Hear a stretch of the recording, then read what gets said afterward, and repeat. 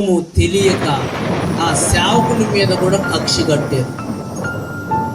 సేవకుని మీద కూడా కక్షలు కడుతున్నారు. సేవకుని మీద కూడా మనస్పర్ధలు. అర్థమైందా? సేవకుని మీద కూడా మనస్పర్ధలు అవుతున్నాయి. సేవకుని మీద కూడా కోపపడుతున్నారు. అర్థమైందా? సేవకుడు ఎవరికి ఏ ఆహారం పెట్టాలో వాళ్ళకి పెడతా ఉంటాడు. అర్థమైందా? ఎందుకంట మనం చదువుకున్నాం కదా. ఎందుకు? క్రీస్తు సరళత నుండి తప్పిపోకుండా, పవిత్రతను పోగొట్టుకోకుండా మీరు ఎక్కడ జారిపోతారని వారిని కొంతమందిని నైస్గా తీసుకురావాలి. అర్థమైంది? ఒకటేసారి ఉండకూడదు.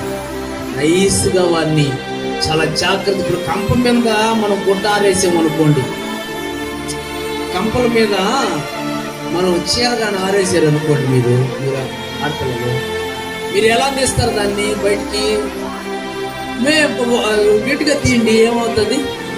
చినిగిపోతుంది. అందుకని దేవుని ప్రియులారా గమనించండి, ఈ రోజుల్లో విశ్వాసిని కాపాడుకోవాలంటే, విశ్వాసిని నడిపించుకోవాలంటే చాలా ఉంది. ఎంత భారం ఉందో తెలుసా? మనుషులు సంపాదించుకోవాలంటే చాలా కష్టం. ఏదైనా సంపాదించుకోవచ్చు, డబ్బు సంపాదించుకోవచ్చు, పలుకుబడి సంపాదించుకోవచ్చు. అర్థమవుతుందా? ఏదైనా సంపాదించుకోవచ్చు ఈ భూమి మీద మనుష్యుడు ఏదో ఒక విధంగా. కానీ ఒక మనిషిని సంపాదించుకోవడానికి చాలా కష్టపడాలి. కంప మీద గుడ్డారేస్తే గుడ్డను ఎలాగైతే మనం నిదానంగా తీసుకుంటామో అలాగున ప్రతి విశ్వాసిని ఒక్కొక్క విశ్వాసిని గద్దిస్తూ లాక్కోవాలి. ఒక విశ్వాసిని నెమ్మదిగా లాక్కోవాలి.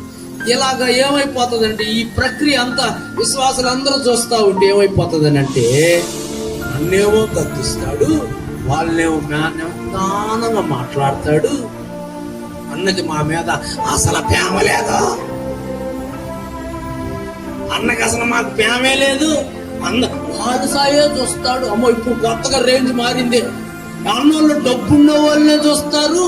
మేము నిరుపేదలం కదా. ఎవరు చెప్పాడు నువ్వు పేదోడు అని? పేదోడు అని ఎవరు చెప్పారు? హల్లెలూయా. మేము పేదోళం అని మమ్మల్ని చూడరు.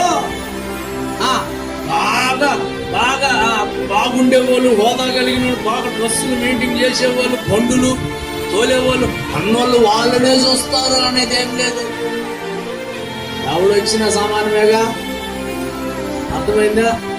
డబ్బు కోసం కాదు కదా సేవ, ఆస్తి కోసం కాదు కదా సేవ, అంతస్తు కోసం కాదు కదా సేవ, పరలోకము కొరకు సేవ. హల్లెలూయా.